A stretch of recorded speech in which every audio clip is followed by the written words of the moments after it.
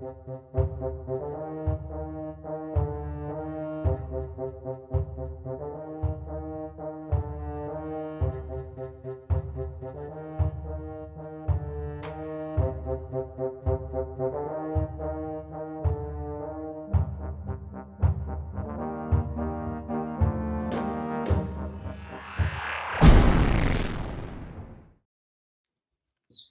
hello everybody. We're back for a live stream.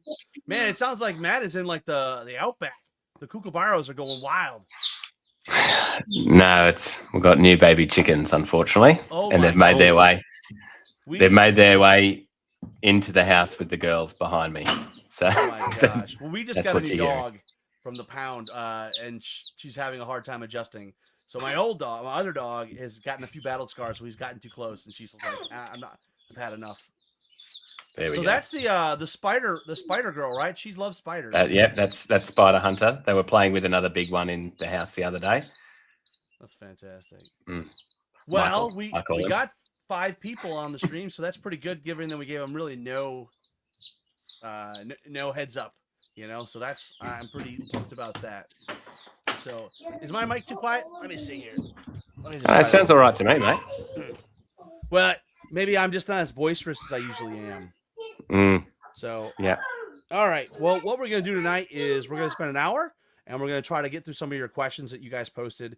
We made a post maybe a week ago. No, not even a week ago, like 3 or 4 days. Hey, I'm going to let Matt handle the popping up the comments. Yeah, so we don't fight each other as usual. That's right. So about 3 days ago, we made a post. Hey, there's been a lot of stuff coming and going. What do we miss? What do you need more information on? That kind of thing. So we're going to make a go of it. The first one we have is from David Musgrave. He really just wants to know a little bit about individuals and yielding. And so maybe, Kyle, set the stage, because the big thing for me is individual and yielding are not together anymore. Yielding is not part of the individual rule. Sure. So maybe touch on that, and then maybe whatever you want to elaborate on how individuals work. Because, I mean, it felt like they're kind of the same, but there is some subtle differences. Yeah, I mean, there was a lengthy discussion process on how to treat individuals, especially when you looked at switching to the larger base sizes. And most of that thought process, I think, was done by Alessio in trying to eliminate some of the jankiness that individuals gave you in gameplay with turning to face and all that kind of stuff, and opportunity to base differently and all that. So the individual rule, I think, in the middle part of development didn't exist. It was reintroduced later on once, you kind of wanted to make sure you maintained the ability to still pivot before declaring an order. That was something that was able to, distinguish an individual as that kind of a character. So it still does exist as a rule. What's interesting, though, is that if a unit that is a single character doesn't have the individual rule, it's going to function more like how an ogre hero did, where it'll double and triple attacks the same way as normal, but individuals do not. So if you see something with an individual tag, it does not double or triple attacks. However, enemies still double or triple against them. Which is part of the change in interaction with part of the change of duelists too, right? With duelists now working against all heroes, not just individuals. Yeah. Ranged attacks are still -1. So if you're shooting at them and that has individual, it's -1 additional modifier. And they still get the free, pivot to face any direction before giving any kind of movement order. So that's really it. It's just those changes. So it's a simplistic thing. And then yielding is exactly as you've always known yielding. I'm lucky enough to have a copy of the book pulled up. So what I can do is if there's anything that are questions on here, I can just kind of Control F and find it and get a legitimate response. So for yielding, it's both friendly and enemy units can always choose to ignore this unit, just as if it wasn't there. When moving and shooting, even if engaged with it, they must, however, still end their movement order clear of this unit. So just like how it was before, as you're moving through them, they basically are not there, but you still have to end clear. It's assumed that the yielding unit moves aside and lets the enemy pass before returning to its original position. If your unit routes a yielding unit and chooses to move forward as after the combat resolution, the random movement would bring them into contact with another enemy unit, you treat it as a successful charge against the facing that your unit started its forward move if possible. So it's overrun. If a unit has yielding, overrun is possible to happen. So you do the D6 forward and you can still start another combat. So that's a problem if you got trombones, because they have the yielding special rule. So Kyle Poole is probably like pulling his hair out. He's like, I can't do it. I can't shove it up there because I'm gonna get that unit's gonna get 2 free combats. One thing, only Goblin players will be crying for trombones. I'll tell you that right now. It hasn't released yet, but Dylan and I kind of recorded an hour where I really terribly built a Goblin list, and I hemmed and hawed, and I ended up not taking any shooting because I just, I don't know. I just don't know at this point. But one question that I do have, and we have the expert here, magic missiles take all the modifiers. Yes. Does that include the individual -1? No, it's separate. Individuals is separate. No, but It's I an mean, if additional you're shooting -1. at it, so if you're shooting at an individual with a magic missile, it's -1. Yes. Got it. Yeah, that was just one thing because I'm really excited about magic missiles. I think having them take all the penalties and the bonuses, it's like they get everything: cover, stealthy. Yeah. Yeah. All right. Well, the next question we have, and this isn't really a question. It's really that Jesse Garrett was kind of asking for some background, and there's a lot to it. But the one thing I want you to maybe touch on, if you can, talk about that process of how you came to the conclusion that we needed to only have 2 units on a facing during a charge or in combat. So I'll turn it over to the man. It was definitely not my decision. It's something that Alessio was looking at, and I think it really came down to complications that could happen with 3 units involved in a combat, and overhang, and where their leader point would be, crisscrossing, and making sure that you're lined up the correct way. Lots of those things, and it really seemed to me like it it would remove some concerns that could pop up in the game, at least the way that Alessio saw them. And I don't know if that's future proofing on his part, but I think that he wanted to encourage more flanking, if at all possible, and not just throw everything into the front and hope that it takes it off. Because, depending on the kinds of units, if it's basic infantry and it's 2 regiments in the front of a horde, you're more than likely not going to take it off in one combat, even with a double charge. So I think that he was really trying to encourage, especially with the double pivots on the advance and the single pivot on at the double, more positioning and maneuvering and getting the reward of a flank charge where possible, and not just slamming everything to the front. Makes perfect sense. The next question we have is from Matthew Schnecker, and I think this is going to be an easy one. Just correct me if I'm wrong. Inspiring rally still 6 inches. Yes. I got one from the chat here, Rob, which I think will come up in the Facebook, and Kyle may not be able to answer this one, is from the Jobacker. When are we going to have a final date on at least the rules release? He knows this was coming because I ask him like at least every other day. Once everything's at Mantic and we can actually start shipping it out. Yeah. So the thing is there's multiple different production processes going on. There's the rule books, which are coming from Lithuania. There's plastics that are coming in the UK. There's plastics that are coming from Archon. There's packaging that comes from within the UK, and all those things have to be there before you can say, okay, now we're going to ship this out. So, I mean, it's tough. It's tight. We've looked at it really closely, especially in, our reviews and financial planning, because if we can't ship it this year, that's a huge miss. So it's all hands on deck with getting stuff as quickly as possible. The current thinking and planning is that we believe that everything is going to be available by the end of November, shipping immediately, an immediate turnaround. I think Australia and the US are going to ship first just because they take a little bit longer to go through. US has tariffs to deal with, and that can cause backlogs, especially in December, but that everything would ship end of November to be with people early December, mid-December, somewhere in that time frame. Perfect. We have another question that just popped up, but it's actually a question I've also seen elsewhere. We know salamanders are going full digital. First question, is it the plan they're just going to be rolled, the rest of the new stuff is going to be rolled into the vault in a month in the future? Or are you planning there's going to be an opportunity like My Mini Factory to buy the entire salamander army in one go without having to buy the previous packs? Yeah, that's a good question. I think I don't honestly know the complete answer there. It's something that Clive Stone works with those really well. But from what I understand, that there are some new digital sculpts that we're going to reveal for salamanders as well. So things that have not been a model before. That's fairly exciting. And then everything should be available for the army once the rules and everything drop. So that stuff's all done. The sculpting is done and it's all ready to go. It's just a matter of pressing the go button. And I would assume, because of the way that the vault works, there's going to be some kind of My Mini Factory, bundle that says, here's all your salamanders that you'd need at once. That would just make sense to me.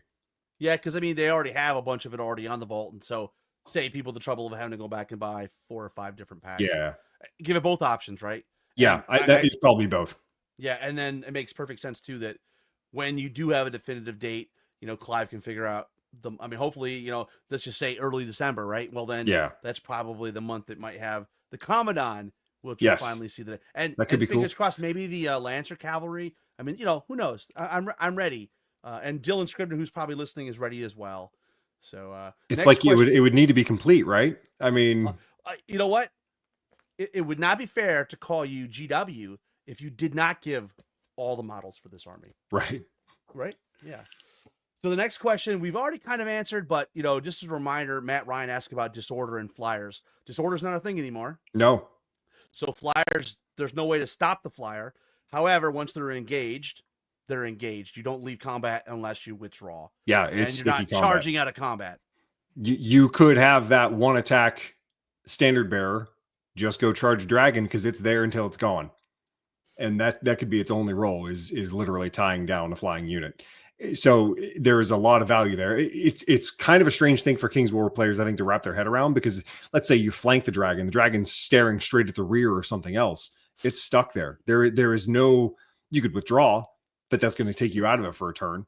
Yeah. There's no situation where it could just walk away from the standard bearer. So it is very different. Well, and that we've had some conversation about that too. Like, why did they take away the ability to walk away? In my mind, it's just trying to balance it out, because the one unit without withdraw, the only unit that, with the old withdrawal rule gone, the only way to do that would be a square base, right? Yeah.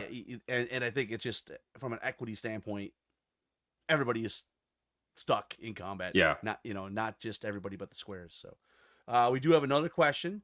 Command orders, right? This is super important in my mind, Kyle. A lot of people are like, oh my gosh, the champions are so expensive. Mm-hmm. Champions and or warlords, they all have access to whatever commands that army list have, whether it's maybe a couple like in a basic list or maybe 4 like in salamanders. Yep. That's huge, right? They have unit strength, right? So that's huge. So let's just dive in and talk about commands. What are the basic rules? We've heard some speculation. It's not champions where you can anywhere on the table. Yeah. So what is the rules behind commands? And so how to issue them? Yeah, it's within any time in your movement phase is when you can issue them. You can issue them the same one more than once. There's no restriction on that. So if you want to double dip into something, like I've noticed people have been fond of the life leech one for undead. If you want to tap multiple units with that, you can.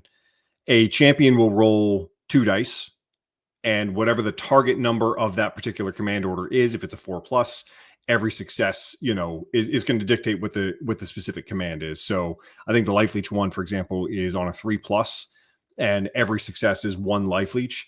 So if it's 2 dice, you roll two 4 hires, that's life leech 2 or +2, to whatever it is. Right. Warlords roll 3 dice. So they've got, a little bit more to go on there. And there are even some warlords with special rules that either increase the range of their abilities or increase the dice of their abilities.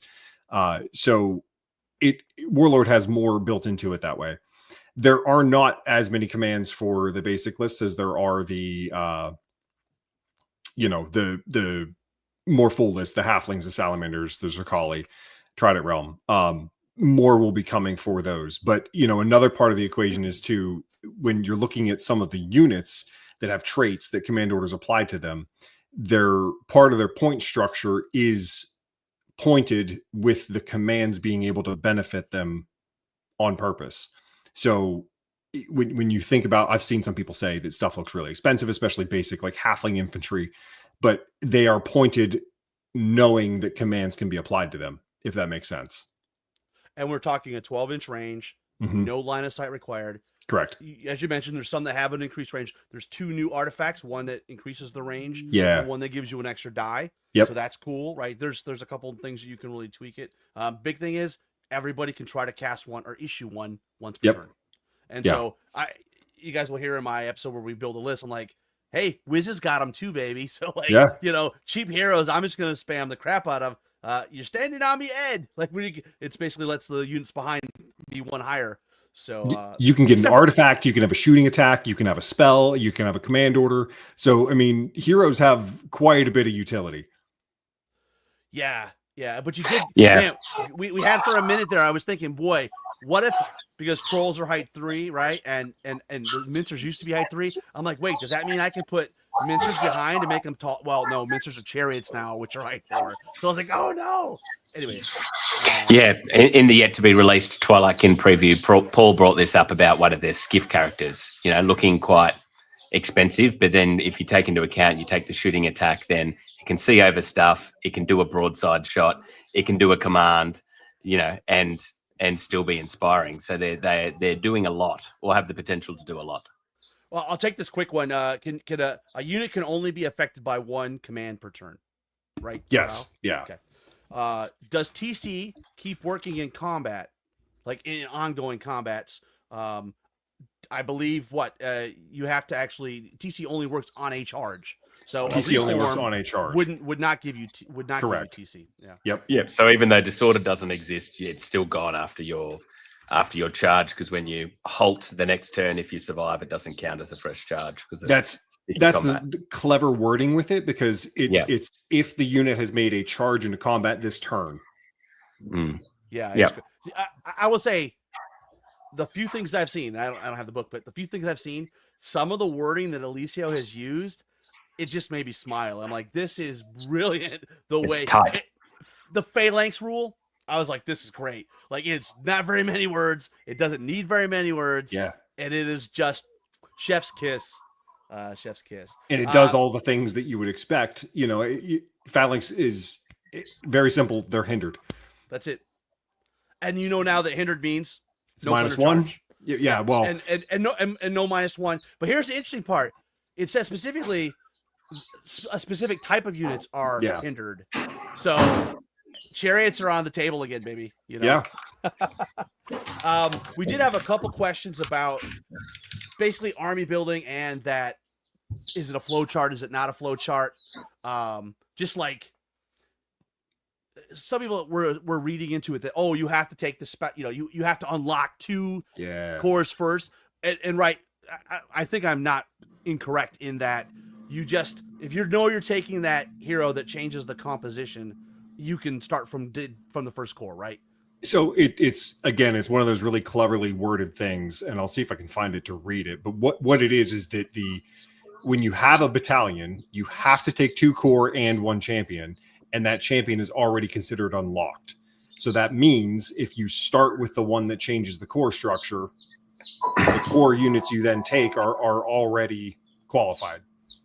Yeah, I think the wording is pretty clear. I think there might be some confusion maybe around the image, the way the image is, but I think the wording that supports the image it's got arrows. It's got arrows. Yeah. It kind of looks like a flow chart, but it's not meant to be an actual process flow chart map where step 1, step 2, step 3. Yeah. No. Yeah. No. So I think we can clear that one up. That's easy. Otherwise, there'd almost be no point in those champions changing the list building. So we do have Timmy asking about terrain. So what I really liked is that you guys are kind of prescribing some layouts, right? And yeah, I mean, there's some, but he has a specific question. Are there specific footprint recommendations for terrain in the book? Oh, that's a good question. I think the answer is, if I understood it correctly, blocking terrain, you guys have some recommended sizes. Like, yes. I think there's 3 sizes, and I completely understand why you would do that, because you don't want it to be extreme, right? Like, it would. Yeah. It'd be a problem. I don't think that there are size recommendations. I think there are definitely height recommendations for certain things. Even hills, there's a variety there. So it just says you need to determine with your opponent or in a tournament what height hills each thing is. And I think we've been doing that anyway. When you look at terrain and height, it's broken down by height 0 is this, height 1 is this, height 2 is this, height 3 is this, specific things. 8 is woods and buildings, And I love there's no flat terrain anymore. Like, you don't talk about it at all. So everything has a height, even if it's height 0. Yeah. So the cover, the covered thing is all in place still. So hopefully, Tim, that answers your question. Go ahead and build your terrain. I think you're going to be fine. Rob, there's Kyle. You might want to decide whether you want to answer this one or leak this one. So there's a couple of questions about unit strength from Paige and around what will we see changes in unit strength. Yes, up to you whether you want to be leaking any changes on the unit strength front. We showed in one of the early articles the unit strength chart. Oh, did you? Yeah, I don't recall that. Yeah, okay. So yeah, I'll easily go over this. So troops are unit strength 1, any kind of troop. That's what it's based on. Regiments are unit strength 2. Hordes are unit strength 4. Monsters, including hero monster, monster chariot, titan, is unit strength 2. War engines are unit strength 1. So that means all war engines have a basic default of 1. Champions are 1. Warlords are 2. Nice, clean, easy. And there's no deviations, right? Or am I wrong on that? Is there? That's it. It's straight up. Yeah. The big thing is that if a unit is devastated or wavering, it halves its unit strength. So for people that are, thinking ways to use shooting at the end of the game, even if you're not taking a unit off, it's pretty easy to waver stuff with shooting now. So if they're sitting, in a dominate circle or a control or something like that, you can take half the unit strength away. It's kind of cool. Yeah, that's awesome.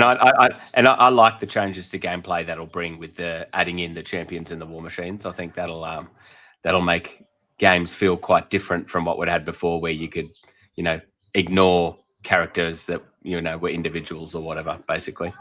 Well, we did have a question. We sort of answered it, but I'll just make it clear. We had a question that said, "Can a champion use commands while in combat?" The answer is no, because you issue commands in the movement phase. Oh no, I'm pretty sure you can. Oh, you can? Yeah. Oh, okay. So if you're actually in combat, well, you still get a movement phase. You still get a movement phase. Yeah, I guess you're right. You would just charge. Okay. Yeah. Okay. While in combat, interesting. But you can't cast them on yourself or other champions. They're to be cast on other units, if I understand that correctly. Yeah. I mean, it just says at any point during the movement phase, right? I guess charging is the movement order. Yeah. Let me find the exact wording real quick. You guys can talk. Something else. So let's see. Matt, is there any other questions that have popped up from? Not so far. I think we've covered most of them. There was one from Paige. If the swarm unit type does not exist, but instead they are height 1 large infantry, will Slayer work against them and not Rampage? They're still large infantry. So yes, still large infantry, so Slayer is still going to work on them. Yeah. Yeah. Okay. At any point in the movement phase, each commander can attempt to issue 1 command order per turn on any friendly non-commander unit within 12 inches of that commander, regardless of their status. They just have to be in play, not routed. No line of sight is required to the target. Command orders are used on friendly units unless specified otherwise, and sometimes they can only be used on a friendly unit with a specific trait. Fantastic. That definitively clears that up. We did have a question. It's not really a question. It's a I don't know. Is it a manifesto? Or is it a statement? It just says scenarios. So I'll let you take what you will of that, Kyle. There's a ton of scenarios. I want to say 12. Let me see. Let me count. 20 maybe? I think there's 20. Oh, yeah. Because we had 20 before. Yes, I think, 20. And I think you still have 20. Yeah. I can read out the names. That's for sure. Yeah. Well, you know what? Or you can read them out. And then is there any new ones? I guess would be something Alfred. But I mean, just in general, it feels like they're the same types. You got loot token ones, area control. And I also really appreciate you guys bundled them together that way, right? Is what I understand. They're like, here's like the invade and dominate ones. Here's the the bluff token ones. So yeah, sorry. So objective markers, as normal, loot counters are a possibility, and bluff counters are still an option. The scenarios that we have are pillage, we know that. Raise, we know that. Assault the earth, protect and raise. Compass points is a newer one. Let's see. Dominate, we know. Invade, we know. Control, hold the line. Rack and ruin. Loot, push, plunder, stockpile, bulldog, seek and destroy, portal of peril. Oh, that sounds new. Yeah. Fool's gold, smoke and mirrors, and pieces of 8. That's sounds like you got 2 new ones. Yeah. Tasty. But there's also you might not want to say what it is, Kyle, but there's also some significant changes in how some of those scenarios may play, isn't there, in terms of what you can do to the game board? Yes. So, I mean, we're so used to a 24-inch gap deploying, and there are 2 additional deployment options now. So you can do the short edges, the basically where you're deploying on the sides of the board with still a 24-inch gap in the middle or in the corners, and there's a 24-inch gap that way as well. So the 24-inch gap is maintained in all 3 different options. But the combination of those, Alessio really liked it at one point because he wanted to say, if you could combine a scenario with a deployment zone, now we have so many different ways to play just by adding those in as well. Do you have any idea about the theory around the change to 40 mil tokens from 25? I have no idea. Yeah, No clue. I quite like it. Yeah, the interesting part is more units will be able to get within the 3-inch range, right? So, on that note, there is a question about both Dave on YouTube and Dave. Maybe it's the same Dave actually. He asked the same question twice, and he's been asking. He's very persistent. So, what happens if you have a loot token, and you withdraw? You fail your nerve test. What happens? And you're routed. It just drops. I'm pretty sure. Mm. As if it was shooting, I guess. Yeah. Or is okay. Because I guess the interesting thing is whether, I wonder if that's specified, because the interesting thing is do you technically, if you're dying from withdrawing, you're technically dying because you're engaged, right? So it's almost like being destroyed in combat. Yeah, that's a good question. Let me look. It's not like being shot off where no one's touching you. Right. Yeah. And you did start engaged as you're back. I mean, I guess technically you didn't even move back if you failed the test. That's what engaged. I mean. If you fail the test, you died engaged. Boy, yeah. These Australians, that's a good question. Very perceptive. They're very perceptive. I don't know if that's usually on the top of our top of our traits. Well, maybe you're just peak Australian. Shout out here. We're getting low on questions, so please keep them coming. Face Star, you'll have to rewind later. We covered unit strength already. Yeah, we did. I don't know that this is clarified, but I'd have to dig a little bit deeper. I'm looking at the rules under loot counters, and what it states is that if one of your units is routed while carrying loot, place the counter anywhere within its footprint before removing the unit. If the unit was destroyed in a combat, your opponent automatically distributes loot counters however they like among the units that are in contact with yours before it's removed. So that's exactly as it works right now in 3rd edition. Yep. What the question would be how a withdrawal route does that. To me, they're in a combat. Yeah, I agree. If I was ruling in a tournament tomorrow, that's how I'd rule it. They started in combat, they didn't make it out of combat, so the token goes to the goes to the victor. Yeah. That's how I read it as well. Good one from Joe Bucker. So considering rule books with the 4 armies have extra rules, in fact, they'll come out every 6 months. How do you intend to deal with meta creep? I mean, I think one thing that we've heard so far, Kyle, is Matt said the books won't necessarily be exclusive for the 4 armies. That if there's stuff that needs to be dealt with, they will deal with it. But they're primarily a chance to update 4 our armies. But there still might be that little bit of the Clash of Kings necessary changes in there, but bi-yearly instead of annually. everyone is going to get updated when the books come out. At least what will happen is that everything will be evaluated and updated when the books come out. So don't think of it as, I'm playing Undead and I know the Death book is coming as book number 6 or whatever it is. It's going to be forever for me to get anything interesting. That's not the case. So any needed tweaks or otherwise are going to happen every 6 months. So it's going to be a mini Clash of Kings style update that's not too knee-jerkish, but to keep everything in balance. And that new core playtester group is already formed. They've gotten access to all the rules early from everyone else. They're already looking at those things and they're already working on the next book. So, I mean, it's if it's 6 months, that's May, right? Yeah. That's yeah. not that far away. No, they can think of it as Clash of Kings Premium Edition. Yeah. That's right. Twice per year. Yeah. We did have this question. I'll pop on the screen here. We answered. Well, are there any new important special unit abilities that we don't know about? I think that we've seen Feint, we've seen Retaliate. Those are really the new ones, and I think that they've gone over. Retaliate gives you the +1 crushing strength with 2 or more units engaged on you. Feint is really interesting, just because it allows you to withdraw. Let's do a deep dive in that, because I think some people don't really. And to be fair, Ronnie didn't describe it well at Michigan GT. Sure. So we'll let you shock me, Robert. Shock me, because I honestly think this with withdraw, those 2 rules are very impactful. Yeah, withdraw is really interesting. When I first tried withdraw and was playing around with it, I was like, I don't get this. What's the point? Like, why you could just do, I don't know. It was kind of weird. And now that my brain is flipped to 4th edition, it's like, this is really, really good.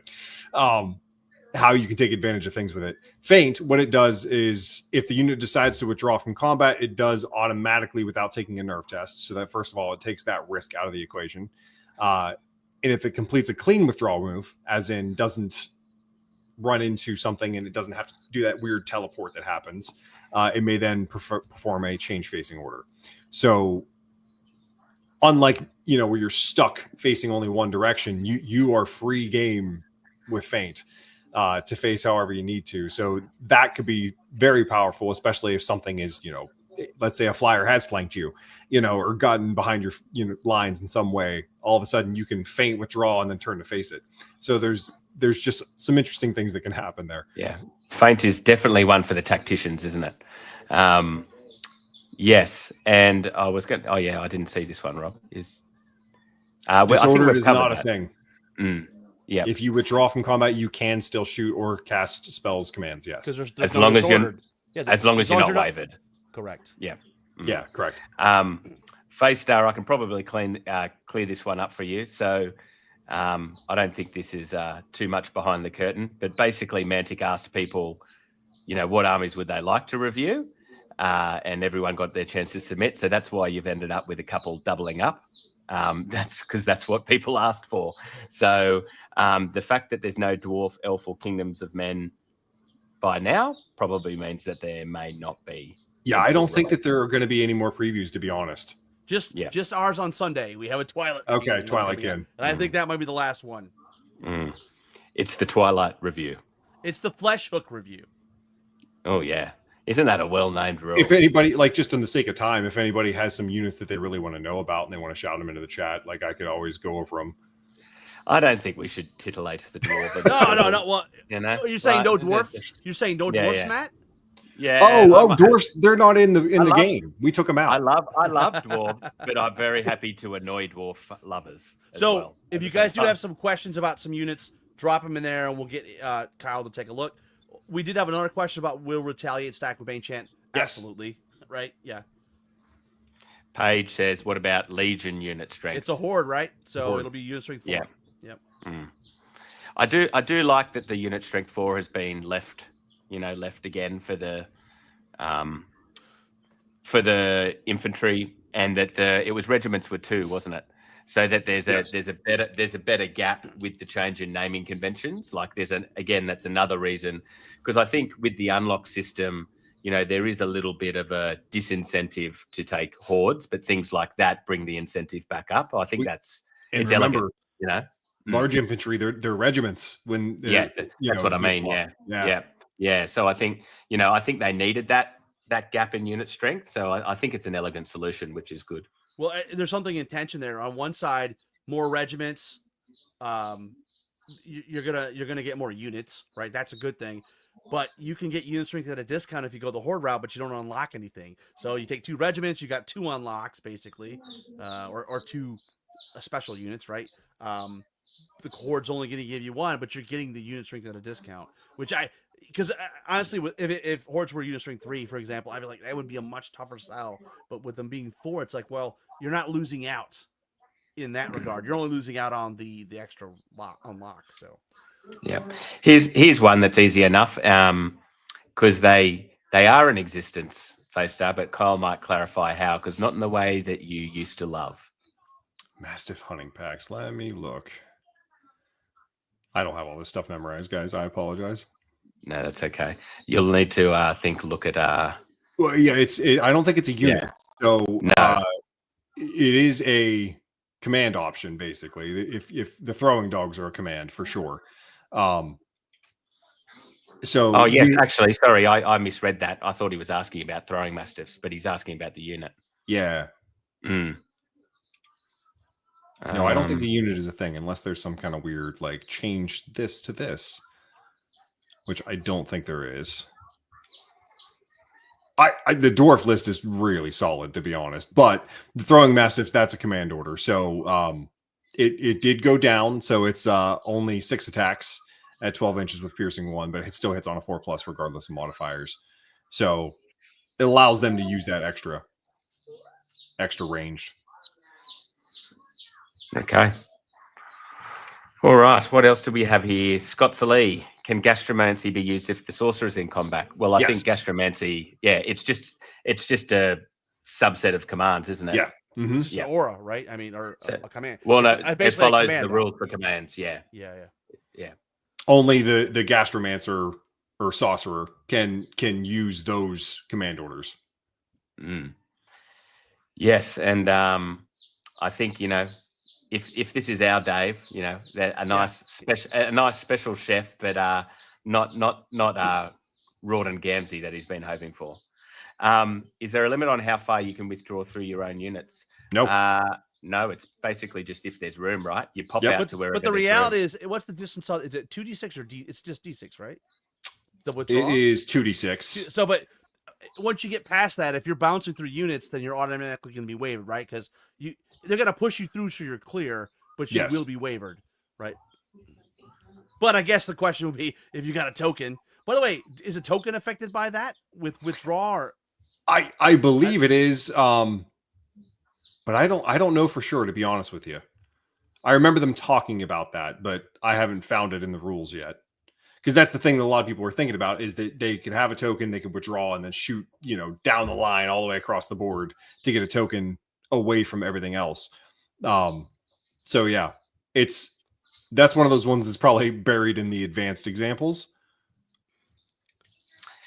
Again from Faystar, there's a question here about the merge lists, and I think, my understanding, Kyle, is that within Mantic, probably more so meaning Ronnie than anyone, there's a lot of love for 2 dwarven lists, and so like that merge could very well just be a for now thing.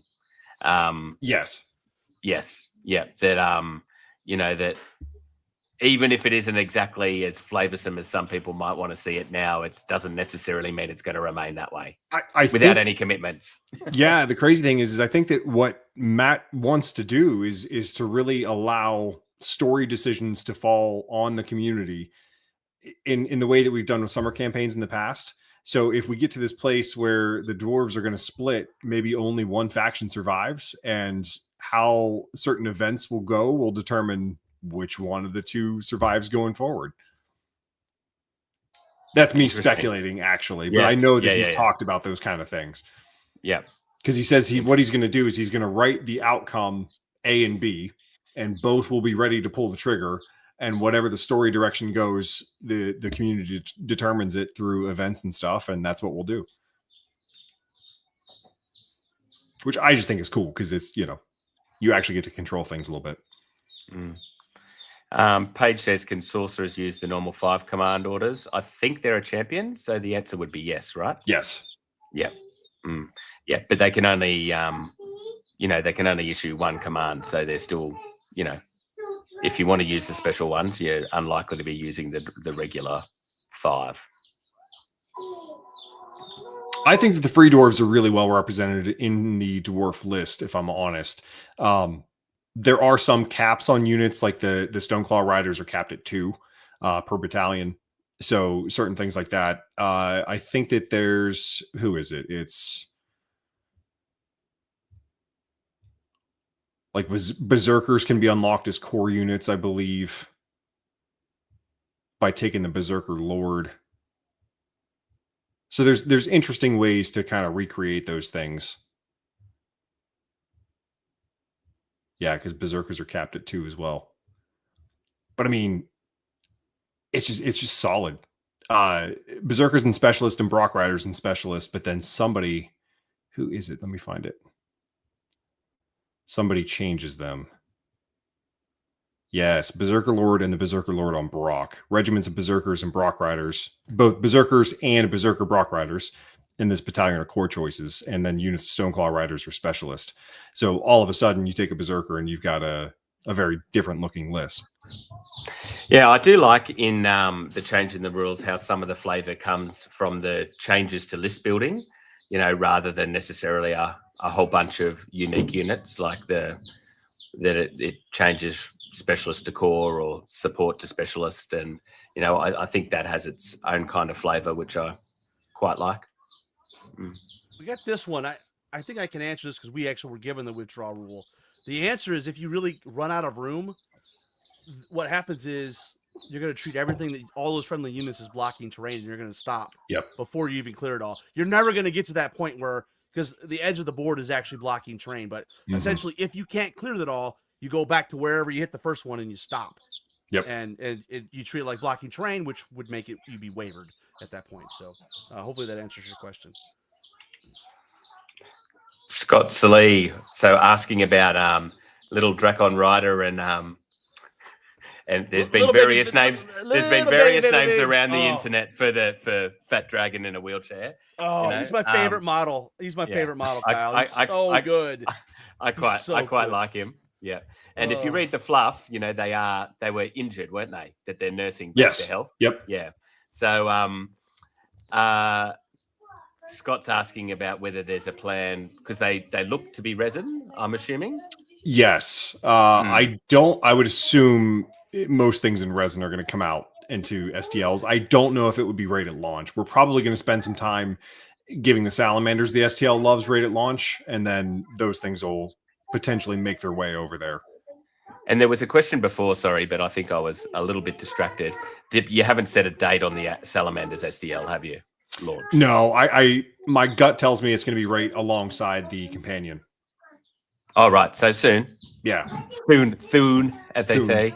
Soon. Okay. What else have we got here, Rob? Well, up above. Yeah, there we go. That's a good one.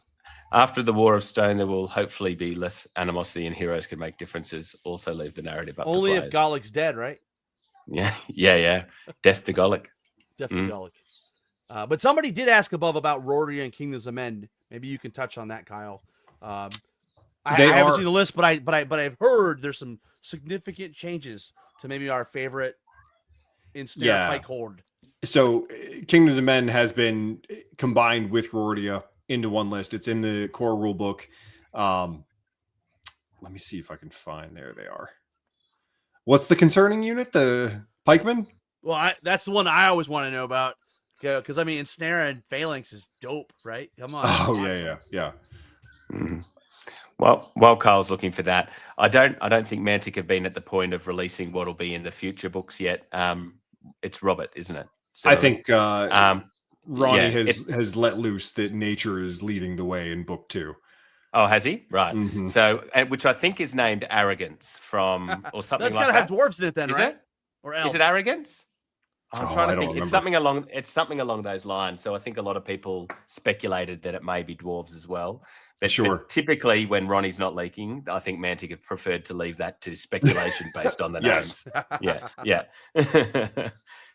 Because you never know what could change either, right? In the world. Sorry, go ahead, Matt. I didn't. We're already bumping. Yeah, that's a great question that Corey has.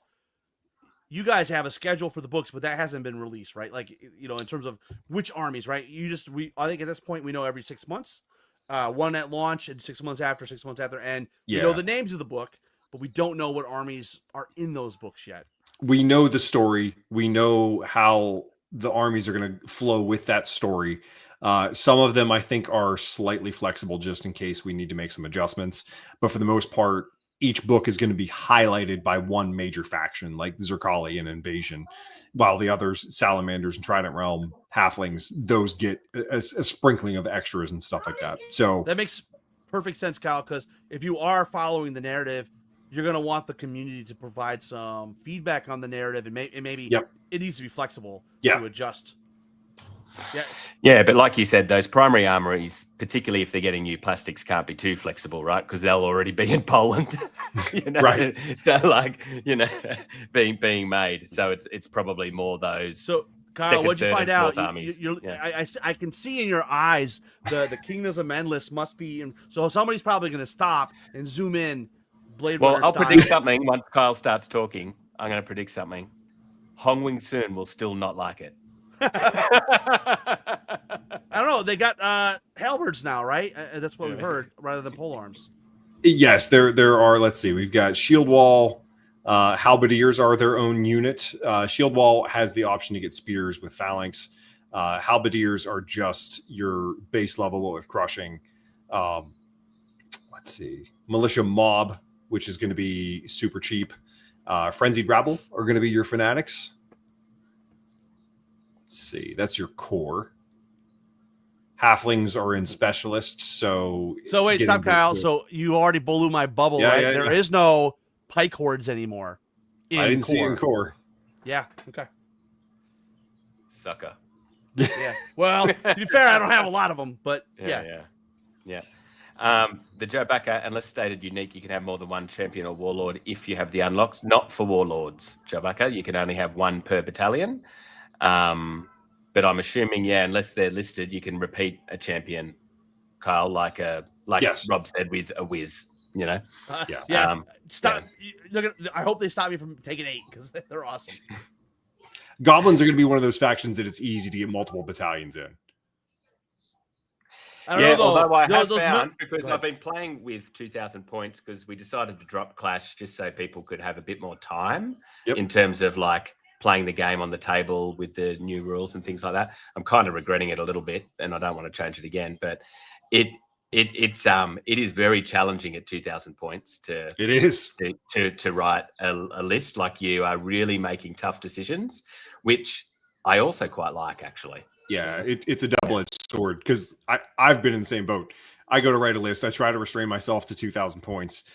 I get through a couple of things, and because there's no list builder right now, I'm not just going click and immediately seeing points. I'm just writing down the points or typing them into a document, and all of a sudden I break out the calculator and I'm like, oh, 2,400. Okay, cool. Yeah, I had a hard time building a list under. We ended up at 2,500. I was just building a goblin list, and it's like militia. The Mincer Mob regiments are 180 points a pop, so it's like, they're so tasty, but the good stuff is correctly priced, I think. Yeah. So, Joe Backer, what determines battalions is basically how many units. So the points level is one thing, like whether you can fit it in, but you're going to need to have 4 core units before you can unlock a second battalion. So, and then as you start your second battalion, you need 2 core again. So to have 2 battalions, you're going to have spent points on 6 core units, 2 warlords. 2 champions, not necessarily a warlord. At least 8 drops before you do anything else. Yeah. He might also be asking, because in the rule book, you guys specify this many points, this many battalions. Like, that's true. Yeah. Right. So a game between 1,001 points to 2,099. That's a standard game. Yeah. They basically say up to 2,000 points play to 1 to 2 battalions. Excuse me.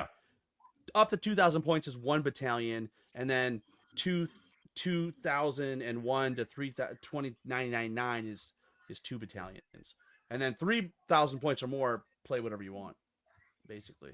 So hopefully that And I answers think your that those it are looks like it mostly did. recommendations. I think tournament organizers are going to pick what they're going to Well, allow. I did like that though. In the book, from what I understand, you didn't make it an optional rule. Like that is the Yeah. rule, but you did say, hey, if a tournament organizer wants to make an adjustment to this, and you're only stating what every tournament organizer already knows. They can Yeah. change whatever they want. Yep. But from a person going to a pickup game, you should expect to follow those rules when Right. you don't know the player, you don't have an event pack. So Well, and I'm assuming well, I mean, we don't know, right? And Kyle probably doesn't even know yet because it might not even be live for him. It doesn't sound like it's live for him. But I'd imagine the companion will be geared to not allow you to build more than like 1 battalion under 2,000 points. So if that's what's stated in the book. So, hopefully it takes care of that for you. Yeah, I have no idea, to be honest. I have not Yeah. seen anything with the new updated companion yet. I know it's being Yeah. worked on, but And I know we've talked about ambush because I think I asked Matt or something. That's 1,000 points or less. You only have 1 battalion. You don't have warlords or titans, I think. And then I think auxiliary are now core. They unlock. And then basically anything that's limited becomes limited 1, regardless of the number. So if you yes. have limited 3, it becomes limited 1. So Corey, that's a good question. So, I mean, they didn't get to go at the double before, right? So like getting the heroes to surge them might be slightly more difficult. Although from what I've seen, a lot of the wizard characters aren't too expensive. But Shambling was often coupled with fearless, right? And fearless is now a very different rule in that basically it means that you will never ever be wavered. Full stop. So whether that's from combat or from shooting, you just keep lurching forward. The thing is, like, I'm going to tangent here very briefly because I've been doing some test games with Zerkali and Undead, and the Undead are just kicking ass.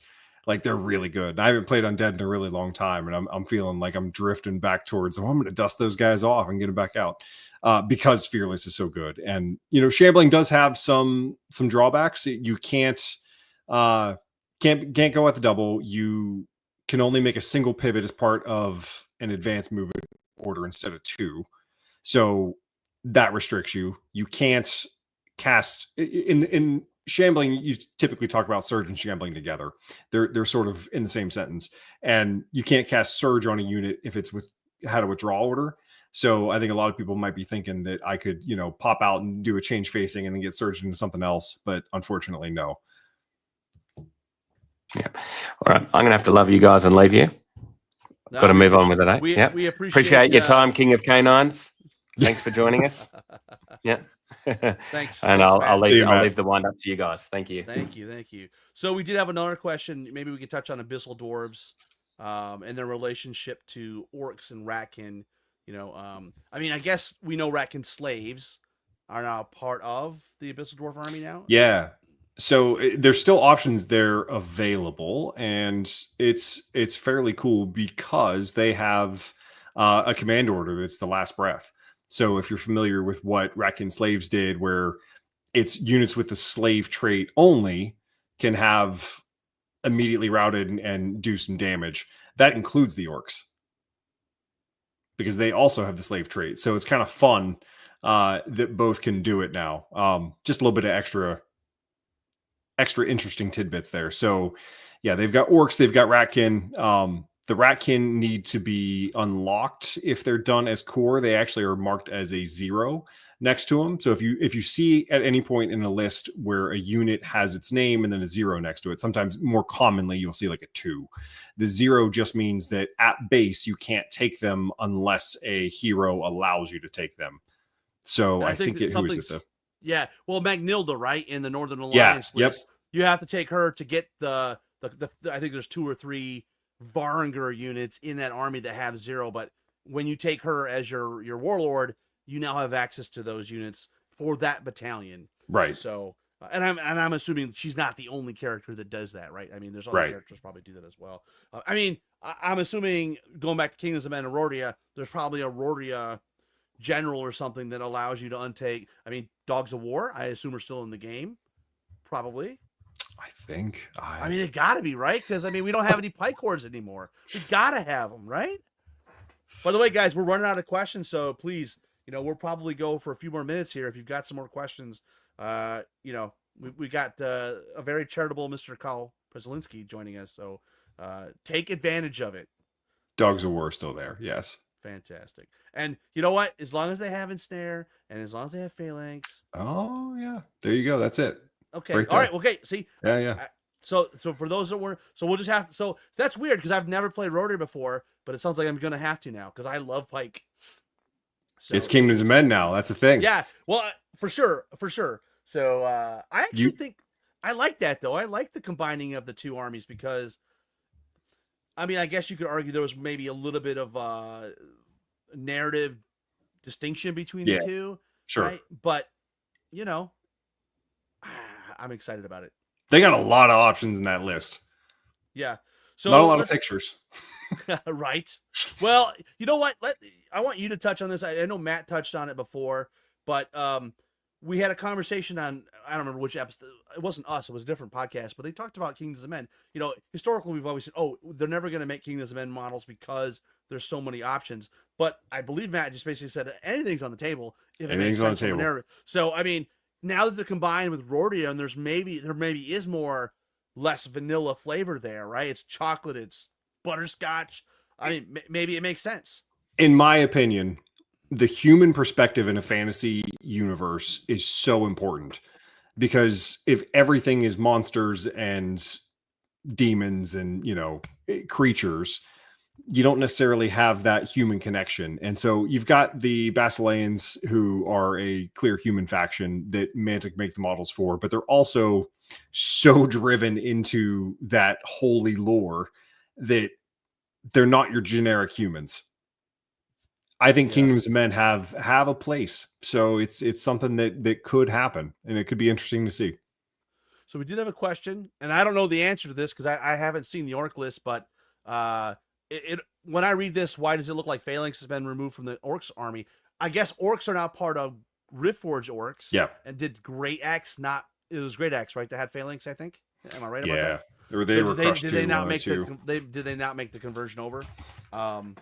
So great question. And like I said, you guys have Kyle here, and he's an open book. So yeah, as far as how or why it didn't go through, a lot of special rules got reduced across almost every army. So there's quite a bit of toning down of where you find stuff all over the place. I think some of those highlight units, Dogs of War having Phalanx and Ensnare, you want to keep that sort of thing. But it's trying to build inherent weaknesses in lists as well as inherent strengths. The orcs, the Green Rage command order is nuts. People are going to pop off on that constantly because you can just give that to units. A horde 25 what attacks. What does that do? Every 6 is blast 2. Oh, okay. And that's in combat or shooting or just combat? That's combat, yeah. Got it. Well, I mean, who's taking skulks now, right? Yeah, but I mean, skulks look pretty good, to be honest. Stuff like that is, orcs are there to, if it's more of a grind game, orcs are going to win that grind from the way I see it. Because, I would be using that command order constantly. So just to close that out, did Great Axe not make the jump into the new list? Let me see I don't think they are. Let's see. Okay. And the next question for you, Kyle. No, Great Axe are there. They're just crushed 2. And so they don't have Phalanx. No Phalanx, yeah. Okay. And maybe I was wrong. Maybe it's not Great Axe that had the Phalanx. I'm not an orc player. I have an orc player, but I have an orc army, but I would never call myself an orc player. I'll leave that for the K2s of the world. So Robert Zimmerman does have a question for you, Kyle, specifically. Taking the dog army off the table, what's your favorite thing about 4th edition? That's a loaded question. I think what I've enjoyed the most about it is a fresh approach of thinking about the game. It still feels like I'm playing Kings of War, but when you're moving through things and considering all your new options, and once you really start to get the groove of the core rules down, it starts to unlock what your units can do and how you can use them differently. And that has been a very exciting process. Things like we've talked about withdraw and how to use that effectively. The sort of traps that you can set in the right ways. So the excitement for me is not, I can't point at one specific rule. I can't do anything. It's just how it feels like I'm still playing the same game, but it's this whole new puzzle. And that's just really exciting. That's awesome. Paige, you came too late. We did it. We actually told you what the phalanx rule is, and it is not. It's very different than what it was before, and it's beautiful. It's a great rule. Chef's kiss. So a couple of people have pointed out that I was an idiot. It's not great X. It's long X. Did long No. X make the, see, again, I guess I need K2 here to help me with orcs, or our local player Matt Ryan with his Riftforge, because he probably would have known as well. Yeah, I do not see a long axe option for them. Okay, so there you go. All right, let's go back. Let's see. We gotta keep the questions coming, guys. It's great. Let's see. I'm just gonna say this answer is gonna come down the road. Manty's got a whole plan for the Zakali, so which cage, all those rules will be released. I have no idea, but I have been faithfully informed that there is a whole thing coming to unveil the Zerkali. But what about, we haven't talked about the most evil race in all of Mantica, the Basilean. You're not wrong. Julius, right? What's going on with Julius? Because I mean, I haven't seen his stats. Obviously, I don't have the list. But knowing what I know about heroes, he's got to be like 400 points. He is expensive, yes, but he does something that's very, very good for them. So, I was just on Basileans and then scrolled too far. There we go. Julius. He is a warlord. Obviously, he is unique. 310. So it's like almost the price of a dragon. Yeah. I mean, he's the dragon of heaven. So stats pretty much the same as you know them. Speed 10, melee 3, defense 6, 7 attacks, 17 plus nerve. He does have the spellcaster trait. He's got crush 3, dread, elite, fearless, fly, iron resolve 1, very inspiring, and fireball 4. And then the big thing is that units of Elohai in this battalion are specialist choices. So that's good, because then you would have 4 options, because you could have a max of 4. We'll jump on this question. I think the answer here is you are intending to have Companion go live the same time it's released. We talked about earlier in the show, you guys are waiting logistically for some stuff to show up, or at least have a understanding of when the pieces are going to get there before you announce the official date. It's probably late November, early December, but a date is going to be announced in the not too distant future once you can confirm, because nobody wants you to give a date that's not right. Yeah. Right? And you don't want to give a date that's not right. Yeah. So Dan, it's supposed to hit at the same time. So I'm excited because you mentioned this earlier, Kyle. Building a list without Companion sucks. Yeah. I was like, we did an episode where we're building it, and like I have a spreadsheet, and you can hear me clack, clack, clack, clack, clack. Yep. It's like, it was terrible. So, yeah. Let's see what other questions we got. So let's talk about this one. So this is from Troy. As armies get the big update or new armies are added, is the goal to bring new game mechanics like anti-magic, or to keep the core rules as core with no new complications? So I guess a way to frame that question would be like Zerkali's coming in with a whole new, and we don't know what it is, but a whole new anti-magic flavor that's going to actually be manifested on the table. Are you like, if Forces of Nature, maybe the next big army, like would you expect like that kind of thing where maybe they have a new spin? I guess that's a difficult thing. My gut here tells me, Carl, is if it's a brand new army, then maybe yes, but it's also hard to rewrite. I think the core rules are probably going to stay pretty solid. Okay. That's the impression that I've gotten from Alessio. That's most of the testing and work that was done in development for Fourth was on the core rules, because with the lists and the frequency with which they're going to be updated, that nothing is going to live that long. The most important thing was that the core rules be as solid as they could be. So in my opinion, core rules should stay fairly straightforward. If there's a change to them, it would be a considerable change. It could be to a handful of special rules, but I wouldn't expect the mechanics of them to be different. Matt has also said that it's totally on the table that if something cool comes up from a design process, that we can be open to that. There's there's not hard and fast guidelines on what you can and can't change. I think that both Matt and Alessio are very flexible in what they're comfortable with adjusting to or pivoting where it needs to be done. So it wouldn't be an episode of Countercharge or a live stream if Mark doesn't ask about champions. And I guess he's specifically asking about salamanders and then moving to digital, how that affects champions. But just in general, if you have a new army in the future that is digital only, how does that even work with champions? And, maybe what is the plan? Is Salamanders going to get a champions box, or technically a champions company at some point? Yeah, no, that's a good question. I don't know that they will get a champions box just because they're going to be the STL army. I think that that's what makes them unique. Now, I don't hold me to that because I really don't know what the plan would be. But what my gut tells me is that if that is a digital product or any future digital product, they probably will not have a champions box, mostly because the champion stuff is meant to be a recruiter product. It's meant to be something that can go very easily into, a store where it's a purchase somebody can pick up and grab and take. And so you don't want to introduce someone into a store with a Salamanders box on the shelf that then they couldn't buy any other models for, or it was much harder to get those models because they're Mantic Direct, or, we have to cast them hand and it's weeks delay. So to me, I think the digital ones are going to stay away from that space. Awesome. I tell you what, I'm going to answer a question while you look up Chain Lightning. The question that we have is anybody else other than Orcs, do they have Chain Lightning? No, I don't think they do. Yeah. So the other question we've got is, do we have a date for Companion? We don't have a date. They're waiting to announce that once they know the release date of or I shouldn't say release date, when you start shipping the books. And that's based on the logistics of when the models are showing up, because you're bringing in things from different continents. And but you'll have an answer in the very near future once they lock in their shipment date. And then I'm assuming Elliot or someone will announce the date the Companion goes live. It's supposed to happen around the same time. The Chain Lightning is cool. Yeah. So I'll just get him out of his misery. Phalanx is basically someone charges you to the front and you are large infantry, large cavalry, or a flyer. They are hindered. Yep. That's it. I think that's it. Yeah. So it's very elegant.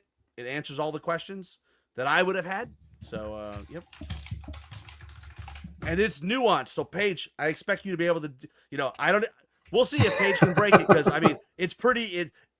It's short, sweet, to the point, yet very subtle. I think there's some nuance there that I'm slowly picking up on. We know if you're hindered, you lose all Thunderous. We know if you're hindered, you're -1 to hit. And we know if you're not one of those three categories, it doesn't matter. Yeah. Right. So yeah, interesting comments. What about a tree man? Chain Lightning, did you find anything on that? I don't remember if you answered it. It's only in the Orcs. It's Great. Pretty cool though. It's well, that's why they're not Phalanx anymore. They only have Chain Lightning now. So it's that's the cost they had to pay. Tree Man, what's a Tree Man look like? Because I guess the question here is they were already like Dragon Cost. They're a hero. They'll have commands, right? So are they like 500 points now? So there's two different options. There is a Tree Herder in Elves in the support slot that you can take up to 2 of per battalion. And then there's also a Warlord, I believe. And he's like what the upgraded version we had before, right? Unless I'm telling fibs. Where's he at?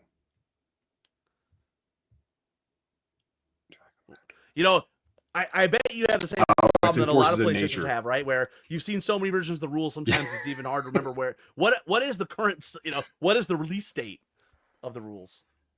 Yeah, there we go. Okay, so in Elves, there is only a support slot Tree Herder. In Forces of Nature, that's different. So there is a Tree Herder in the support slot that doesn't have the 2 cap, and then there is a Warlord for the Wilt Father as well. And is he 400 points? I bet he is. 285. Oh, that's a bargain. That's a bargain. You're gonna get a command. You're gonna issue commands. He's got Cloak of Death, Crush 3, Fearless, and he's Pathfinder, Scout, Strider. Is he on a monster base? Yes. So 50. And so now he has unit strength too. That's pretty dope. Yeah. We do have an answer to this question because we asked that from Matt on one of our episodes. He basically said the formula is crazy complicated, so we're not going to release it. However, he has speculated that Elliot might be able to build something into the companion to do things like building a special monster Yeah. events and stuff. So more to come on that. I also think you wouldn't want to release it now because I am assuming, the next 6 months there may be tweaks to it, right? Yes, And absolutely. so it's not locked in. Because what did Mike Tyson say? Everybody has a plan until they get punched in the face. Well, we're about to get punched in the face You're with about to get punched in the face, books yeah. getting released and everyone I mean, just seeing everything. Yeah, I mean, I could just see Paige and Gad, putting the gloves on, getting all oiled up, ready to go. Yeah, well, okay, I didn't see the second part. Yes, that's the intent, is to potentially build it in the companion. All right, this Brian just wanted to know about the Green Lady. She's still there. Yeah. What is the question? Did she get a second spell? I don't see a second spell. I see one spell. Heal 6. Fair enough. But I'm sure she's still got cloak and radiance, which is actually warlord, really rare. right? She's a warlord, I assume. She is a warlord, yeah. So she's gonna be rolling 3 dice on the command. So yeah. All right. Paige, you would be both. I just love the fact that everything has a unit strength. It makes it easy. There's no arguing.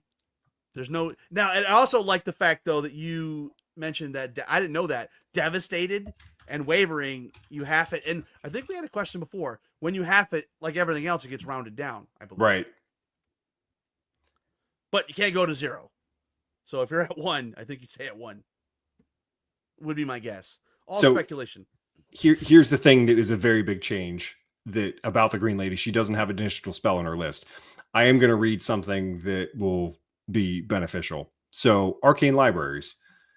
Each army has access to the arcane library of rare spells. So it's in the core book, and it's the ones that we know: Mindfog, Scorched Earth, etc. Some will additionally have spells unique to that army to add more flavor. So we've seen that with the Trident Realm, I think, and Salamanders have some. Any unit, including those with a U, with the spellcaster trait, may purchase 1 or more spells from the arcane library for the points listed.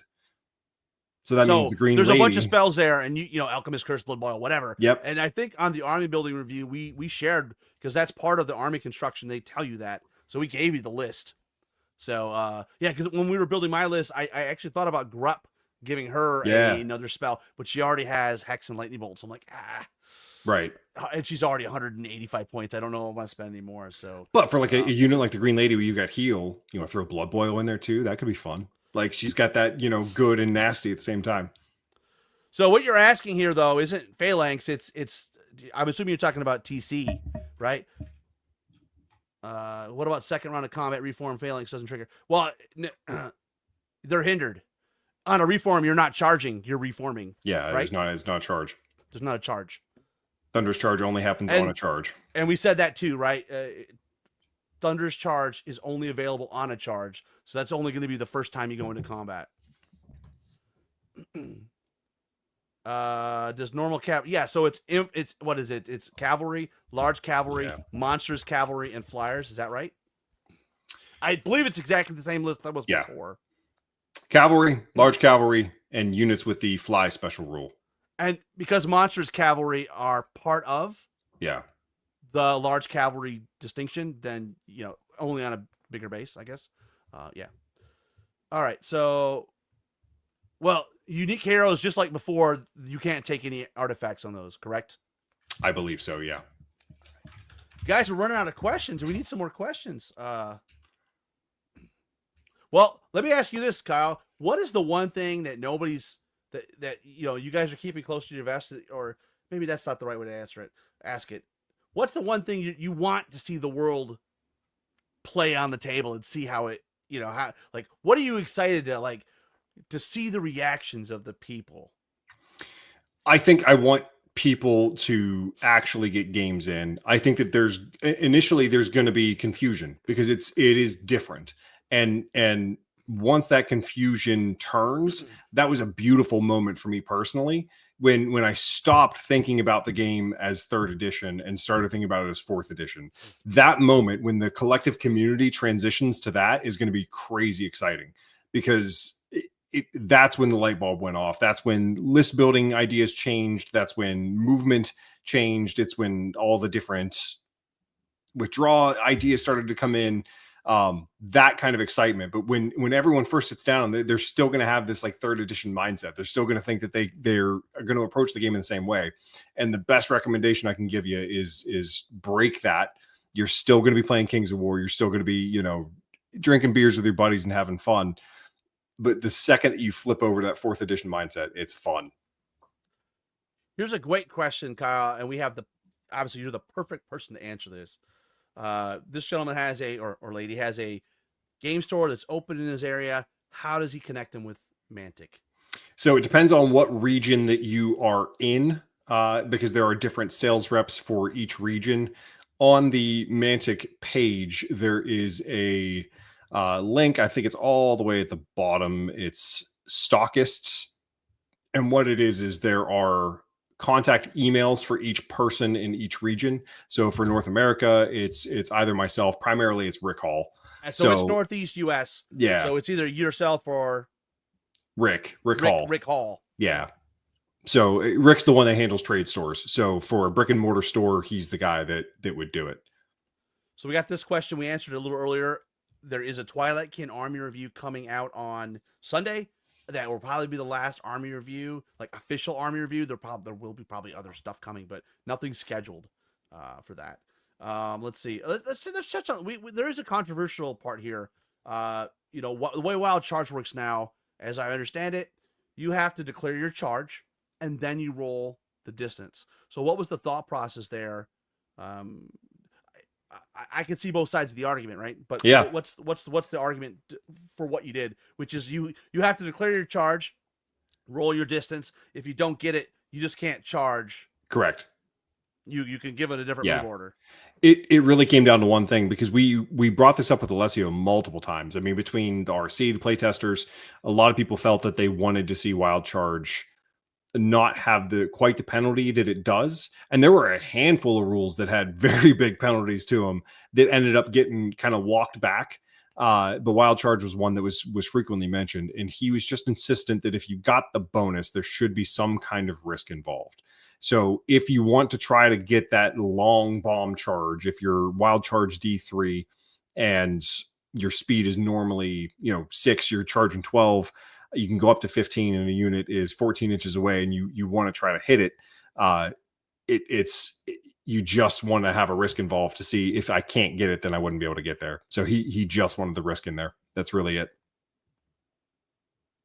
Excellent. Let's see. Here we go. What's this say here? Is there a minimum amount of coverage to be a legal charge? How much of your base has to make contact, small openings? I don't think it's like Champions where you have to have an inch, right? Yeah, it's just not corner to corner. Yeah, pretty much. I mean, part of this goes away because you're only charging 2 on a face. Yep. So it's really difficult for me to come up with an example where you wouldn't be able to get some substantial amount because you are only charging 2 on a face. And that was you do still one of the reasons.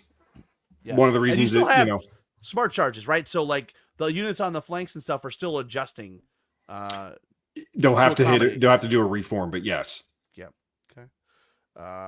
So let's see. What other questions we got here? So that's a great question.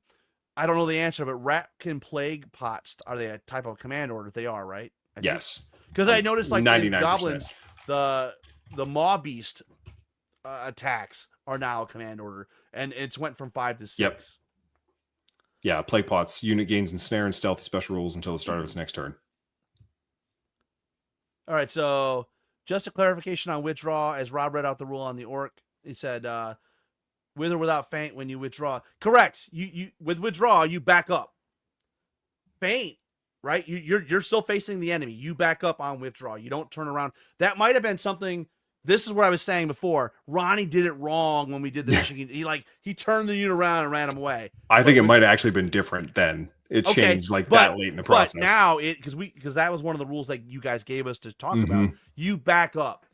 Feint just means you pass the nerve test for free, and when you finish backing up, you can change facing. And so now you have some and you mentioned withdraw. You can't surge after withdraw because if you had, I mean, that would be. I mean, that's a great question. Are there any units that have shambling that would have feint? Probably not. I don't think so, but it's actually in the surge rule. Right. That's pretty cool. Yeah, again, we've corrected it a few times, so every time we get a chance, we'll make sure everybody understands. You face the enemy because you're engaged. You just back up, and there's a whole thing about bouncing through, your own units. If you hit an enemy unit, you're just routed. If you hit blocking terrain, you stop. And if you can't clear all your friendly units, or you hit blocking terrain, or I should say you overlap blocking terrain. If you butt up right at just touch it without going over, then you're fine. But if you if you have more distance than you can't clear it, then it's going to be a waiver, right? So Yep. It sounds, I'm making it more complicated than it really is. It's really Alessio's done a great job of the writing. It's actually pretty clear. Let's see what you move until you're clear. If you can't do it, you can't do it. Like if there's not a clear space to go straight back. We answered this one, and I'm curious if this is Mr. Paul Collins. If it is, because Paul C, right? It's got to be, right? It'd be ironic given that he's on the Twilightkin review that's going to drop on Sunday. And by the way, if it is Paul, shout out to you. It's a great episode. I think Kyle's given it a listen, and the Countercharge hosts have all given it a listen. It's a fun one. I think Twilightkin's probably one of the more surprising ones because people, I think, have perception of what you guys were going to do, and you didn't necessarily do exactly what you thought. Sure. I think it's really, really interesting. Let's see.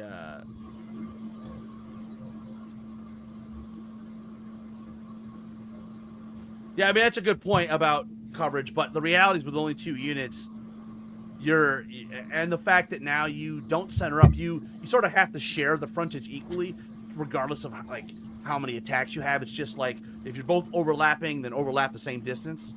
I think. And if you don't reform, like if there's one unit that charged in and they're centered up, but another unit wants to join in, but this one doesn't reform, they stay in the middle. So you can choose to be kind of out on a wing a little bit if you want to. So there's some interesting decisions that you can make when you're doing a second charge that joins an existing combat. Yeah, this is an interesting question. Following up on that wild charge, if you have a multi-charge and one of them has wild charge, and they declare the charge but don't get the distance, my assumption is they're not part of the multi-charge anymore. Yeah. Yep. But the other unit's already committed at that point. Yeah. Right. So they're going in. They're going in. Again, it goes back to what you said about Alessio. There should be risks for a great bonus. So the answer to your question, yes, they're going to charge solo at that point. All right, Dracon Riders. Let's maybe tackle that. What's the latest and greatest? Yeah. They're gone, aren't they? They're not in the list anymore, I don't think. Yeah, no, we took them out. That's so they are a support unit, which is important. I don't know if anyone changes their so the Drakon Lord changes them to specialist. Both the Drakon Lord and the Kindred Lords, the dragon and the single dude. So they're support right now, but Yep. can become specialists with a special character. So if you wanted to take a bunch of Drakons, that's a pretty interesting way because then you'd be able to get 4 units. Yeah. So they are speed 9, melee 3, defense 5, attacks 9 and 18, nerve of 14 and 17, 165 and 250. Not bad. Really pretty good points wise. Crush 1, elite, fly, thundercharge 1. Absolutely. That's awesome. Just solid. Yeah. Paige mentions we got digital sculpts coming out for salamanders. Are you guys planning to preview that at some point before they go live? I would love to see them. I haven't seen them. Okay. Yeah, Matt just mentioned. I play salamanders. Yeah, Matt said, "Oh, we have a Commandant." I'm like, "Well, okay, let's make this happen." Yeah. I'm ready to see it. How does wraparound work? Do you want to take this one? It is a little more complicated, but it's not terribly complicated. You want Basically, if you are engaged with a unit already, and your leader point is not touching the facing you're engaged with. So what that would typically mean is that your leader point's over here and you're in a flank. The leader point is in a flank, but it's worded as if it's touching or not. You can reform into that facing. So the most common use would be that where it's a multi-charge. You've got, let's say, 2 hordes charge a regiment. They're both zombies. They've hit like dog shit. They didn't do anything. They're stuck. If you want to wrap around, that's a reform option that your leader point then goes into the flank in the next turn. So, and I love that Kyle's calling it a leader point, even though it's a midpoint facing now. Facing from. Because ultimately it makes sense, right? Because you have that point is on 4 sides now. So I totally get it. Yes. The other distinction to make is when you cannot wrap around is when you make the physical contact on the flank. If you're midpoint facing, can't make contact with the unit beyond, it's got to not just be a corner to corner. You've got to have basically half the unit has to be in contact with, right? Does that make sense? So if there's blocking terrain or something there, it might preclude you from doing that. Correct. I butcher these things when I talk about them, but I've seen the rules. They're pretty great. Like they're pretty straightforward. It's 1 page, it's 2 paragraphs, and there's 4 example pictures. So I'll answer this one. Yes, they already have commercial licenses for Vault Minis, and there's other companies that do it. And you guys are even partnering with some other bigger for like essentially print to order. Like it would happen through your store, and then maybe there's a partner in the US like a War Chest Creations, right? Tim Lonis, who will then print it for you. Yeah, there's certain people that have been asking us forever. Tim's one of them. He's been waiting as patient as possible to do this, and Ronnie just kind of keeps kicking the rock down the road. But I think he's just waiting for the right time, and we're really coming up on that because it's been mentioned multiple times.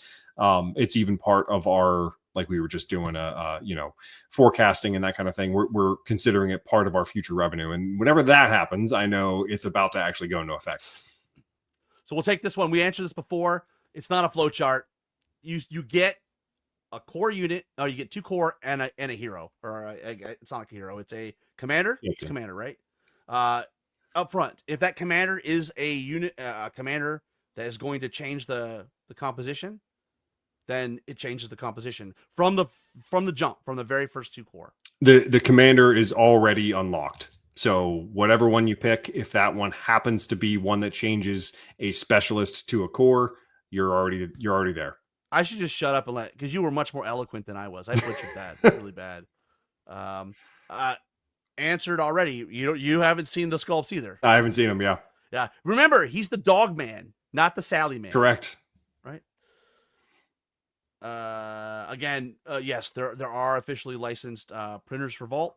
So I think, isn't there there's 2 ways to do it. One is they can, when it's set up, and I don't know if it's already set up, but you are going to have it where you can buy the print from your website, and then it gets kicked to a place. But also, I think there's a map that shows who are officially licensed to sell you stuff, like game stores that have the license. Game stores can do it as well. All they have to do is go through a brief verification process that they are a brick and mortar store.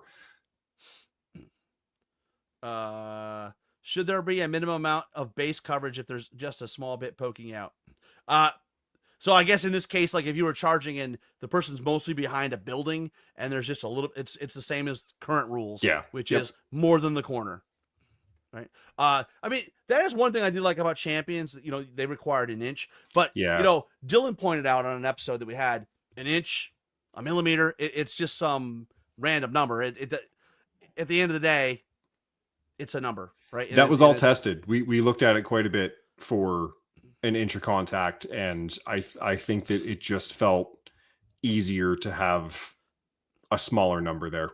Well, and we should mention corner to corner is defined as there is no coverage. Like it is literally the corner touching the corner, right? And there is no overlap on the facing that you're charging. Yeah. But there's diagrams too. There's diagrams, but you know what? It's always something we as a community can help, because that is different than a lot of other ranks and flanks games that I've had in the past. Sure. Let's see. We don't know yet when dwarves and elves, but I mean, if a book's called Arrogance, wouldn't those be in that book? You would think, right? All right, here's somebody that hasn't asked his question, so we'll give him some love. Hellfane. What's the deal with the Hellfane? Let's find him. And I'll answer this question while you're looking it up. Yes, it is the map that tells you which local stores have vaults. I actually don't think there's that many of them that have it. I would just wait if you're trying to buy a print. just wait. They're in the process of getting that set up on the website so that you'll order and pay through Mantic's website, and then they'll kick it to a regional, provider that will send you the model.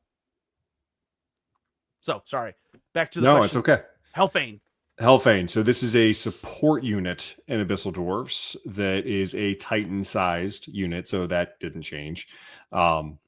Speed 6, melee 3, shoots on a 5+, defense 6, 9 attacks, 18 plus nerve, 260 points. It does have the elemental trait, which is interesting.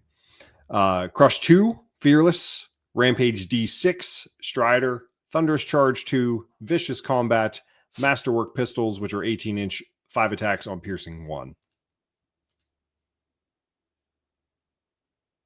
That is super interesting. It sounds interesting. I play against the Abyssal Dwarves quite a bit, and they have in the past Raffle stomped me with a Hellfane, and I'm assuming I'm going to still see them in the future. 260 points is not that, that's not bad. So, question, Paul. So this is Mr. Paul Collins, not to be confused with Phil Collins of Genesis fame, but Paul Collins. Can you run a whole army of Ratkin slaves, or do you need Abyssal Dwarf core? You really can't run a whole army of the Ratkin slaves. You still need the Abyssal Dwarf core because there's a special character that unlocks the Ratkin units or the slave type units, but they're going to have limitations per battalion. So they could be core units. I guess technically you could. You just have to do a whole bunch of battalions. No, you'd still have to do it because you have to have. I assume you still have to do the core to unlock them, right? Yep. Hopefully that answers your question. We're running out of questions, guys. Maybe it's time to wrap this. I'm surprised, but not surprised. I mean, I think we've asked a lot of questions. Anything? Let me ask you a question. Anything you would like to share that you think, man, the community needs to hear this, or knowledge you need to drop on it? I don't know. I think the biggest thing is, we're seeing the biggest thing I'd really want to say to people is probably, there was a comment on Fanatics where a guy was just like, man, like I was excited about this and now I feel like I'm not excited about this just based on people's reactions. And all I would say is if you're upset about things, you have every reason to feel what you're feeling or to have the concerns you're having. Reach out to me, talk, we'll clarify in any way, shape or form. If you're upset because people are upsetting you, reach out to me, we'll talk however it is, but just understand that there are people excited, especially new people, especially people that maybe haven't been in the game in a long time and they want to look at it again. Give them the chance to be excited and share your concerns. Absolutely. But just understand that they have an impact the same way that excitement has an impact. It kind of can feel like excitement dampens people who are concerned, in the same way. So it's a back and forth, but just be conscious that a lot of people, the one thing we wouldn't want to do is drive people away from the game. That's my bottom line we want people to be playing Kings of War. That's the best thing for all of us.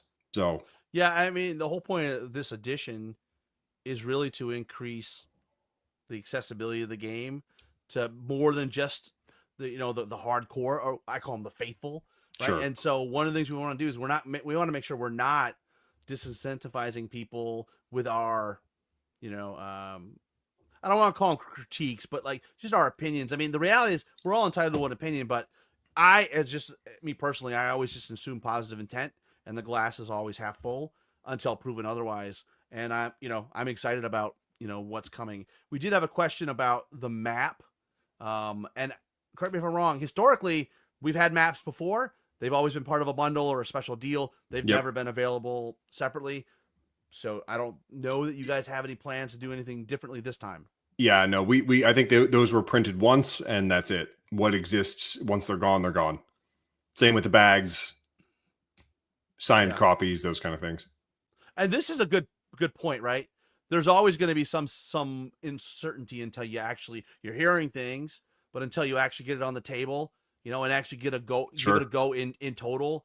And I like this. This is great. Yes, there's going to be uncertainty. And as he says, it'll fade once you get it on the table, right? It'll either support what you were thinking, or maybe you'll be surprised, and it will be either better or worse than you thought.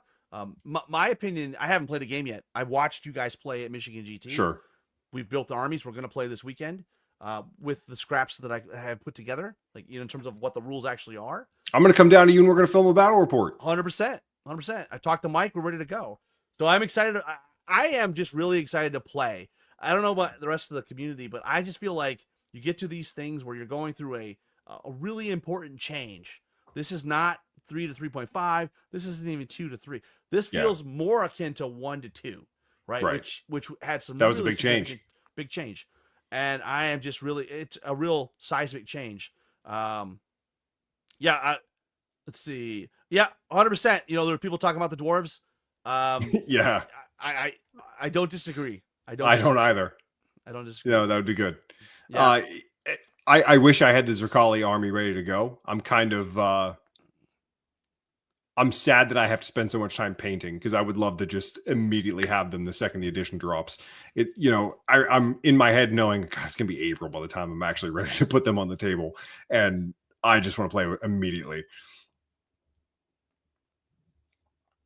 I muted myself like a dummy, but yeah, this is a great comment. That's Kyle, what you said. This is me too. I like to be positive. I don't know. We can walk around being miserable if we want, but not only does it affect you, it affects other people. The same thing with positivity. If you're positive, you put positive out in the world, you're usually going to get positive back.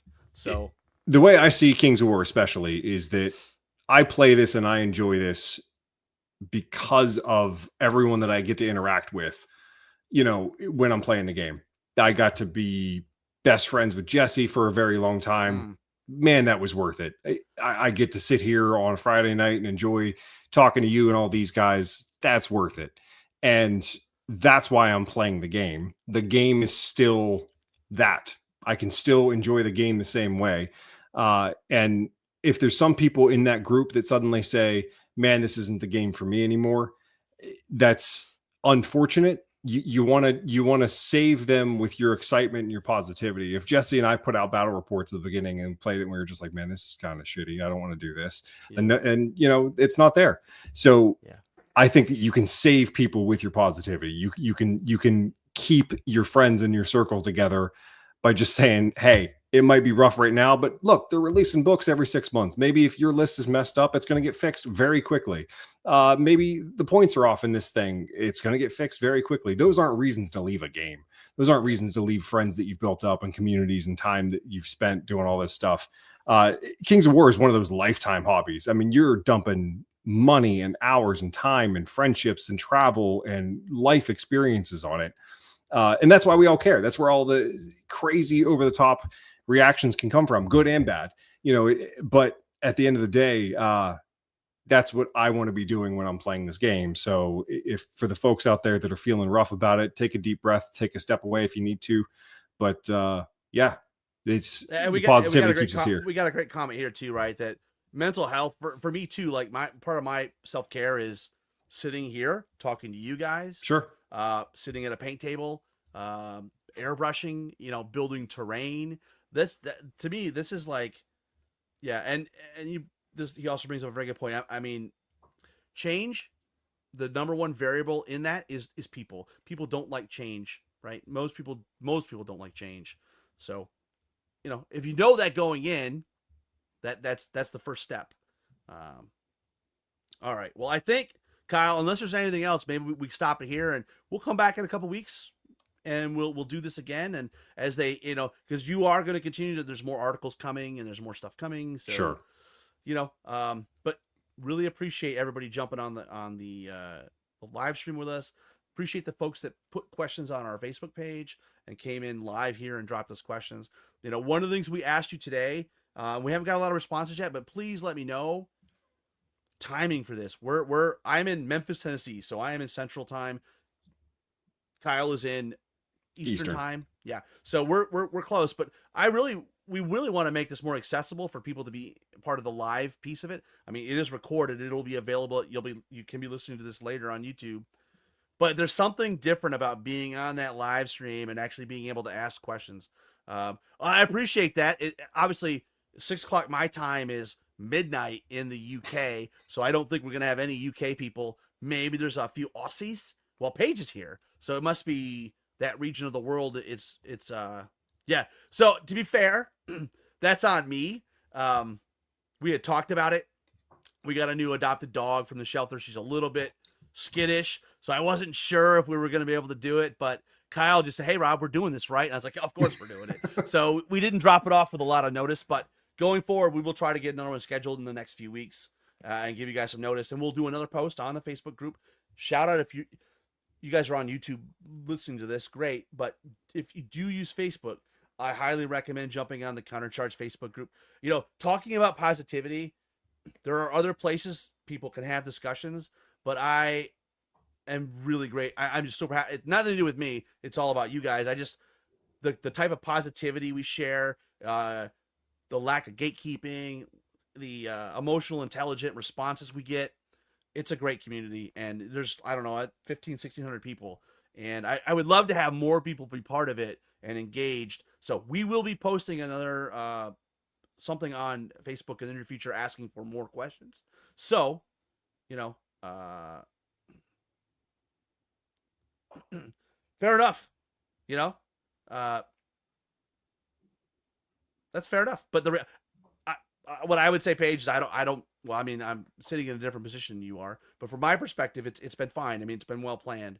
Now, I would say one of the criticisms is maybe they're not like, for example, Army reviews. We've talked about that. Basically, what they did, and we've already mentioned this, the different podcasts reached out to Mantic that wanted to be part of it, and we asked for what armies we wanted, and they gave us those Army reviews to share. Now, there's not 40, there's not 20 podcasts out there, right? And I shouldn't say it's not just podcasts, the Goonhammer as well. So there are armies that didn't get revealed or previewed. So, I mean, Mantic, Dan and Kyle and Matt, they'll take that on as feedback. Yeah, for sure. But to me, part of the fun is not everything's revealed. What? Yeah, intentionally. It's intentional, right? Yeah. That's what a preview is supposed to do. Is preview, not review, really. I think a lot of the guys, including Countercharge, treat it as a review just to see what it is. But that's where we don't do anything. Yeah, we don't do anything short, right? So yeah, and that's okay. But yeah, it's supposed to be a tease to get an idea of how some things look. Yeah, and these next couple comments, kind of sum it up. When you do preview it, it's kind of like hype, it's marketing, but it does open, like, in your head to extrapolate to crazy ends. Oh my God, that means X, Y, Z. Sure. And so I get that. And, this comment's also apropos in that we're all in we're in 3.5 mode, but we want to be building for 4th and be thinking about 4th. Yep. And, if you don't know, if one of your armies wasn't previewed, like, thank God Direct Misfire asked for goblins, or I would be out of luck, right? So, yeah. We're very soon now. I mean, it is weeks away. And it won't surprise me if there's more stuff coming that maybe people don't know. Sure. That's not necessarily being communicated out. But, I don't know. Marketing hype is always difficult because people want more than you're ready to give. But on the same time, you don't want to give away the whole thing because you want there to be that surprise that Christmas morning when they open the book and they're like, oh my gosh, this is amazing. That new scenario is so cool, right? So, again, I second this question. Awesome. I appreciate you, Kyle, you coming on. Yeah, it's always good to be here. Always good to talk to you guys. Awesome. Well, with that, I think we'll end the show here. Again, come out to the Countercharge page. Well, also, we don't do this much. If you're listening and you haven't subscribed to the channel, please do it. I think it's kind of dumb. We only have 500 and some people as subscribers. So part of it's our own fault. We don't do a lot of stuff on YouTube specifically. And I guess, Kyle, you spoiled so much stuff. I'm probably going to have to make this into an episode for the people who don't do YouTube now. So, sure. Yeah, I get that. So maybe we'll have 2 episodes for Sunday. We'll have this one and the Twilight Kin. By the way, I real talk, I cannot wait for people to hear the Twilight Kin. I think out of all the armies that have been previewed, it might be my favorite. I just think it's so cool. Cool. And correct me if I'm wrong, it's a basic army. Yeah. Right. And I think what you did with the commands are chef's kiss. So yeah, they're nice. All right. Well, thanks everybody for coming on and answering questions and asking questions, and we'll talk to you soon. And until next time, keep countercharging.